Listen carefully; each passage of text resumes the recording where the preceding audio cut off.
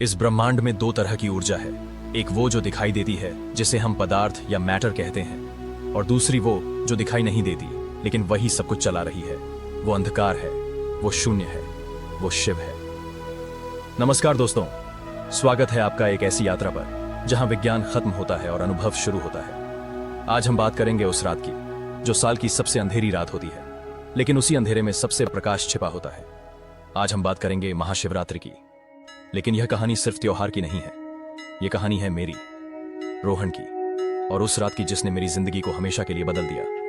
अक्सर हम सोचते हैं कि महाशिवरात्रि का मतलब सिर्फ मंदिर जाना और जल चढ़ाना है, लेकिन क्या आपने कभी सोचा है कि इसे महारात्रि क्यों कहते हैं? शिवरात्रि तो हर महीने आती है, लेकिन साल में एक बार आने वाली इस रात में ऐसा क्या खास है? मैं हमेशा से एक लॉजिकल इंसान रहा हूं, पत्रकार हूं, तो हर चीज में सबूत ढूंढना मेरा काम है। मुझे लगा था कि महाशिवरात्रि सिर्फ शिव और शक्ति के विवाह का उत्सव है। हाँ, पुराण यही कहते हैं कि इसी दिन वैरागी शिव ने गृहस्थ जीवन अपनाया था। इसी दिन निराकार शिव पहली बार लिंगोद्भव यानी शिवलिंग के रूप में प्रकट हुए थे।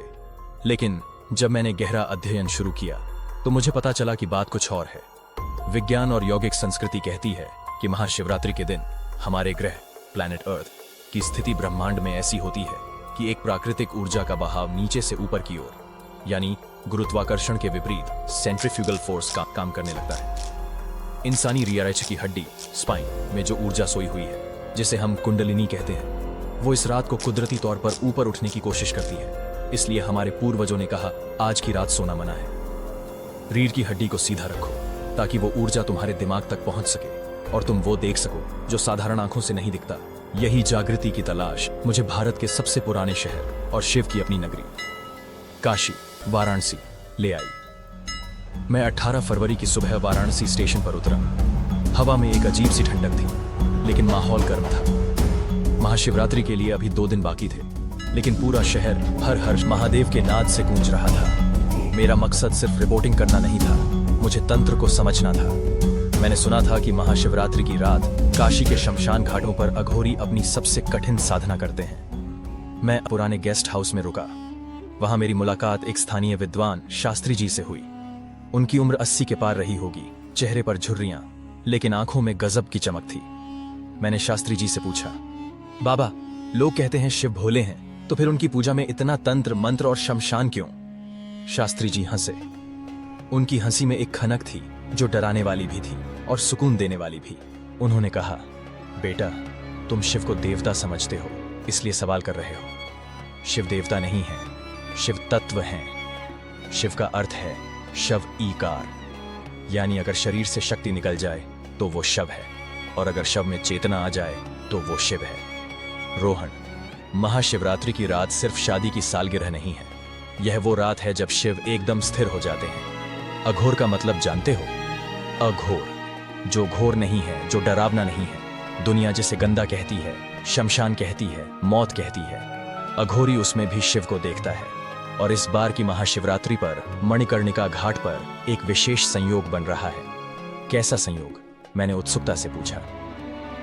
ग्रहों की ऐसी दशा जो 100 साल बाद आई है। इस बार अमावस और चतुर्दशी का ऐसा मिलन है कि शमशान की राख भी जागृत हो जाएगी। सुना है बाबा काल भैरव नाम के एक गुप्त अघोरी इस बार महाशव साधना करने वाले हैं। मैंने किताबों में पढ़ा था कि यह सबसे खतरनाक साधना होती है। इसमें साधक एक ताजा मुर्दे डेड बॉडी के ऊपर बैठकर साधना करता है। अगर साधना सफल हुई तो उसे असीम शक्तियां मिलती हैं, और अगर असफल हुई तो वो पागल हो जाता है या मारा जाता है।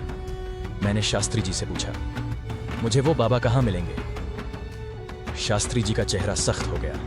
उन्होंने मेरी आंखों में सीधे देखा और कहा, वहां जाना मौत को दावत देना है। वो साधारण साधु नहीं है, वो पर्यटकों से बात नहीं करते। और महाशिवरात्रि की रात मणिकर्णिका घाट इंसानों के लिए नहीं, बल्कि प्रेत आत्माओं और शिवगणों के लिए होता है। वापस चले जाओ। लेकिन इंसानी फितरत है, जिस चीज के लिए मना किया जाए आकर्षण वहीं बढ़ता है। महाशिवरात्रि का दिन आ गया। पूरा दिन मैंने विश्वनाथ मंदिर की गलियों में बिताया। भांग, ठंडाई और भक्ति का नशा हवा में था, लेकिन मेरी नजरें सूरज ढलने का इंतजार कर रही थी। जैसे जैसे शाम गहरा रही थी, काशी का रूप बदल रहा था। रात के 11 बज रहे थे। गलियां अब सुनसान होने लगी थी, लेकिन घाटों पर अलग ही रौनक थी। मैं अपने कैमरे और रिकॉर्डर के साथ मणिकर्णिका घाट की तरफ बढ़ा। वहां का नजारा, ओफ, कल्पना कीजिए। एक तरफ गंगा का काला पानी, दूसरी तरफ जलती हुई चिताएं। एक के बाद एक लाशें आ रही थीं। राम नाम सत्य है की गूंज, जलती लकदद्दियों की चटकने की आवाज और मांस के जलने की वो विशिष्ट गंध, स्मेल ऑफ बर्निंग फ्लैश, जो किसी भी कमजोर दिल वाले को उल्टी करवा दे। लेकिन मुझे उस भेद में किसी और की तलाश थी। मैं भीड़ से थोड़ा दूर घाट के उस हिस्से की तरफ बढ़ा जहां अंधेरा ज्यादा था और चिताएं कम जल रही थीं। वहां एक पुराने बरगद के पेड़ के नीचे मुझे एक आकृति दिखाई दी। वो एक अघोरी थी। उनका शरीर पूरा भस्म, राख से ढका हुआ था। जटाएं इतनी लंबी कि जमीन छू रही थी। गले में इंसानी खोप डिद्धियों की माला नहीं, बल्कि रुद्राक्ष और हड्डियों के मनके थे। उनकी आंखें बंद थीं, लेकिन ऐसा लग रहा था जैसे वो सब कुछ देख रहे हैं। उनके सामने एक धुनी, सेक्रेड फायर, जल रही थी, लेकिन वो आग लाल नहीं, नीली लपटों के साथ जल रही थी। शायद वो किसी रसायन का असर था या कुछ और, मैं नहीं जानता। मैं धीरे धीरे उनके पास गया। मेरे पैरों की आहट सूखी पत्तियों पर थी। अचानक, बिना आंखें खोले, एक भारी गूंजती हुई आवाज आई। वो आवाज मेरे कानों से नहीं, सीधे मेरे दिमाग के अंदर पहुंची। आ गया तू मौत का तमाशा देखने? मैं सहम गया। मैंने तो एक शब्द भी नहीं बोला था। मैंने हिम्मत जुटाकर कहा, बाबा, मैं रोहन हूं। मैं बस जानना चाहता हूं कि उसी पल उन्होंने अपनी आंखें खोली। हे भगवान, वो आंखें, वो सामान्य नहीं थी। उनकी पुतलियां पूरी तरह ऊपर की ओर चढ़ी हुई थी। सिर्फ सफेद हिस्सा दिख रहा था और उस सफेदी में लाल डोरे थे जैसे खून उतर रहा था। वो हंसे, एक विक्षिप्त हंसी। जानना चाहता है या जीना चाहता है? आज की रात शिव की बारात भूतों के साथ निकलती है। यहां तर्क, लॉजिक काम नहीं करता, सिर्फ समर्पण काम करता है। अगर सच में सत्य देखना है तो मेरे पीछे आ, लेकिन याद रखना, एक बार उस घेरे में कदम रखा तो सुबह से पहले वापस नहीं जा पाएगा, चाहे तेरी जान ही क्यों ना निकल जाए। मेरे पसीने छूट रहे थे। मेरा तार्किक दिमाग कह रहा था, भाग जाओ रोहन, ये पागलपन है। लेकिन मेरे अंदर का खोजी पत्रकार और वो अजीब सा आकर्षण मुझे रोक रहा था। उन्होंने अपना चिमटा उठाया और अंधेरे में और गहरे शमशान की तरफ चल दिए, जहां कोई रोशनी नहीं थी, जहां चिताएं बुझ चुकी थी। मैंने एक गहरी सांस ली और उस अंधेरे के पीछे कदम बढ़ा दिया। मुझे नहीं पता था कि मैं अपनी जिंदगी की सबसे खौफनाक रात में कदम रख रहा हूं। एक ऐसी रात जहां जिंदा इंसान और मुर्दे के बीच का फर्क मिटने वाला था। अगले भाग में देखिए कैसे शुरू होती है वो शव साधना। क्या होता है जब एक अघोरी महाशिवरात्रि की रात एक ताजा लाश को जगाने की कोशिश करता है, और क्या रोहन उस खौफ को झेल पाएगा? मणिकर्णिका घाट पर रोहन के साथ आगे क्या होने वाला है, जाने के लिए चैनल को सब्सक्राइब करें और इस वीडियो को लाइक करें और कमेंट में लिखें।